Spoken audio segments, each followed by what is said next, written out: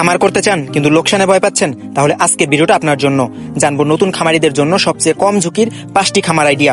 খামার ব্যবসায় সফল হতে গেলে শুরুতে সঠিক সিদ্ধান্ত নেওয়া খুব গুরুত্বপূর্ণ। চলুন জেনে নেই এমন 5টি খামার আইডিয়া যেগুলোতে ঝুঁকি কম আর শুরু করাও তুলনামূলক সহজ। নাম্বার 5, দেশি মুরগি পালন।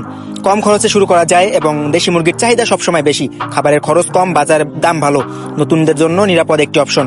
নাম্বার 4, কোয়েল পাখি পালন। খুব অল্প জায়গায় পালন করা যায় এবং মাত্র 45 দিনের মধ্যেই ডিম উৎপাদন শুরু করে। দ্রুত রিটার্ন পেতে চাইলে কোয়েল পাখি একটি দারুণ আইডিয়া। নাম্বার 3, খাকি ক্যাম্বেল হাঁস পালন। এই হাঁস বছরে প্রচুর ডিম দেয় এবং রোগ প্রতিরোধ ক্ষমতাও ভালো। পানিযুক্ত এলাকা হলে লাভ আরও বেশি হয়।